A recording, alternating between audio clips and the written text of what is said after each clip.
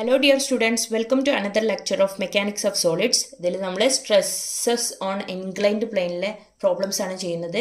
അതിൽ തന്നെ ബൈആക്സൽ സ്ട്രെസ് വരുമ്പോൾ ഉണ്ടാകുന്ന കേസിലുള്ള ഒരു പ്രോബ്ലം ആണ് ചെയ്തു നോക്കുന്നത്. A piece of material is subjected to tensile forces of 100 Newton per mm square and 75 Newton per mm square at right angle to each other. Find the normal and tangential and resultant stresses on the plane. The normal to which makes on angle of the normal of which makes on angle of 40 degree with the 100 Newton per mm square stress. നോക്കാം, ആദ്യം തന്നെ ഇതിലെ to mutually perpendicular ഡയറക്ഷനിലെ രണ്ട് forces ആണ് act ചെയ്യുന്നത്, രണ്ട് stresses ആണ് act ചെയ്യുന്നത്. ഒന്ന് 100ഉം ഒന്ന് 75. ഇത് ഡയറക്റ്റ് സ്ട്രെസ്സിൻ്റെ വാല്യൂ ആണ് തന്നത്, ഫോഴ്സിൻ്റെ വാല്യൂ അല്ല. ഫോഴ്സിൻ്റെ വാല്യൂ ആണ് തന്നതെന്നുണ്ടെങ്കിൽ അതിന് നമ്മൾ സ്ട്രെസ് കണ്ടുപിടിക്കേണ്ടിയിരുന്നു. ഇത് ഡയറക്റ്റ് സ്ട്രെസ്സാണ് തന്നത്. അതിൽ തന്നെ 100 75 ബൈആക്സൽ സ്ട്രെസ്സിൻ്റെ കേസാണ്. ഇതിൽ ക്വസ്റ്റ്യനിൽ ഫിഗർ തന്നിട്ടില്ല, നമ്മൾ ഫിഗർ വരക്കണം. അപ്പോൾ നമുക്ക് അറിയാം രണ്ട് സ്ട്രെസ്സസ് ഉണ്ട്, 100ഉം 75ഉം. നമുക്ക് കൺഫ്യൂഷൻ വരും, ഹൊറിസോണ്ടലിൽ 100 കൊടുക്കണോ വെർട്ടിക്കലിൽ 100 കൊടുക്കണോ എന്ന്. എപ്പോഴും ഹൊറിസോണ്ടൽ ഡയമെൻഷനിലുള്ളത് ഏറ്റവും വലിയ വാല്യൂ 100ലും 75ലും വലുത് 100 അല്ലേ. സോ സിഗ്മ എക്സ് ഓൾവേസ് വലുതായിരിക്കും, സിഗ്മ വൈ കറസ്പോണ്ടിംഗ്ലി ചെറുതായിരിക്കും. അപ്പോൾ 100 ഇവിടെ എഴുതി, 75 ഇവിടെ എഴുതി. അപ്പോൾ സിഗ്മ എക്സിൻ്റെ വാല്യൂ ആണ് 100, സിഗ്മ വൈൻ്റെ വാല്യൂ ആണ് 75. യൂണിറ്റ് എഴുതണം, newton per M M square, newton per M M square. ഇനി തീറ്റയാണ്. തീറ്റനെ പറ്റി ഇവരെന്താ പറയുന്നത്? നോർമൽ ഓഫ് വിച്ച് മേക്സ്, അതായത് ഈ ഇതുണ്ടല്ലോ നമ്മളെ ഇൻക്ലൈൻഡ് പ്ലെയിന്, ഇൻക്ലൈൻഡ് പ്ലെയിനിൽ നമുക്കറിയാം, നമുക്ക് കണ്ടുപിടിക്കേണ്ട ഒരു നോർമൽ സ്ട്രെസ്സുണ്ട്, ഒരു ടാൻജൻഷ്യൽ സ്ട്രെസ്സുണ്ട്. ഈ normal, the normal of which makes an angle of 40 degree with the 100 newton per M M square. 100 newton per M M square പോകുന്നത് ഈ ഒരു ഡയറക്ഷനിലാണ്. ഈ 100 ന്യൂട്ടൺ പെർ എം എം സ്ക്വയറും നോർമലും ഉണ്ടാക്കുന്ന ഈ ആംഗിൾ 40 ഡിഗ്രി നമുക്ക് തന്നിട്ടുള്ളത്. നമുക്ക് വേണ്ടത് ഏതാ? ഇവിടുത്തെ ആംഗിള് തീറ്റ എന്ന് പറഞ്ഞ ഈ ആംഗിളാണ് നമുക്ക് വേണ്ടത്. ഈ തീറ്റ എന്ന് പറഞ്ഞ ആംഗിൾ നമുക്ക് എങ്ങനെ കണ്ടുപിടിക്കാൻ പറ്റും? ഇത് 40 ആണ്, നമ്മൾ നേരത്തെ ഒക്കെ പറഞ്ഞിട്ടുള്ളതാണ്. ഇത് 40 ആണെന്നുണ്ടെങ്കിൽ ഈ ആംഗിൾ എത്രയായിരിക്കും വരിക? 50 അല്ലേ, കാരണം അതെന്താ, ഇത് ഫുള്ള് 90 ഡിഗ്രിയാണ് വരിക.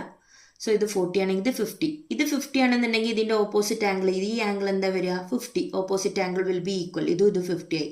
നമുക്ക് വേണ്ടത് ഈ 50 അല്ല, നമുക്ക് വേണ്ടത് ഏതാ? ഇത് 90 ആണ്, ഇത് 50 ആണെന്നുണ്ടെങ്കിൽ ഇവിടുത്തെ angle will be is equal to 40 ആയിരിക്കും. അപ്പോൾ ഇവിടെയുള്ള അതേ ആംഗിൾ, നോർമലിനായിട്ട് ഉണ്ടാക്കുന്ന ആംഗിൾ തന്നെയാണ് നമുക്കിവിടെ കിട്ടിയത്, 40 ഡിഗ്രി. അപ്പോൾ ഇങ്ങനെ തന്നെ കണ്ടുപിടിക്കണമെന്നില്ല, നിങ്ങൾക്ക് ഇഷ്ടമുള്ള പോലെ കണ്ടുപിടിക്കുക. എങ്ങനെ ചെയ്താലും ആൻസർ കറക്റ്റ് ചെയ്യാൻ മതി. ഓക്കെ, ഇനി നമ്മൾ എന്ത് ചെയ്യുക? ഇക്വേഷനിൽ സബ്സ്റ്റിറ്റ്യൂട്ട് ചെയ്യുക. ബൈആക്സൽ സ്ട്രെസ്സിൻ്റെ കേസിൽ നമ്മൾ ഇക്വേഷൻ എന്താ? നോർമൽ സ്ട്രെസ്സിൻ്റെ ഇക്വേഷനാണിത്, ടാൻജൻഷ്യൽ സ്ട്രെസ്സിൻ്റെ ഇക്വേഷനാണിത്. ഇനി നോർമലും ടാൻജൻഷ്യലും കിട്ടിക്കഴിഞ്ഞാൽ റിസൾട്ടൻ്റ് സ്ട്രെസ് കണ്ടുപിടിക്കാനുള്ള ഇക്വേഷനാണ് എന്ത്? √σ² n + σ²t.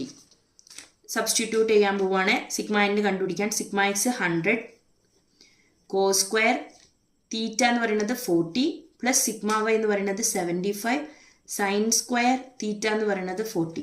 ഇത് നമ്മൾ സബ്സ്റ്റിറ്റ്യൂട്ട് ചെയ്യുമ്പോൾ നമ്മുടെ answer will be 89.67 newton per M M square എന്ന് കിട്ടും.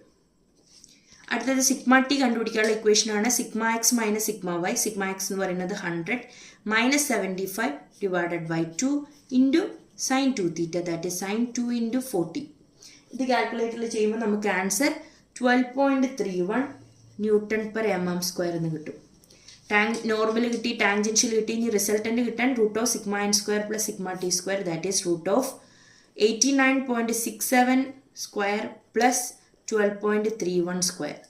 ഇത് കാൽക്കുലേറ്ററിൽ ചെയ്യുമ്പോൾ നമുക്ക് answer will B 90.51 newton per M M square എന്ന് വരും.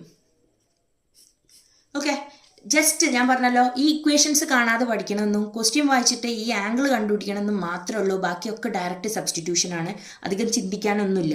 പെട്ടെന്ന് നമുക്ക് മാർക്ക് സ്കോർ ചെയ്യാൻ പറ്റും. പിന്നെ ഇപ്പോൾ നോർമലും ടാൻജൻഷ്യലും റിസൾട്ടൻറ്റും കണ്ടുപിടിച്ചു. ചില കേസിൽ ഇവർ നമ്മളോട് ഈ റിസൾട്ടൻറ്റിൻ്റെ ആംഗിൾ എത്രയെന്ന് ചോദിക്കും.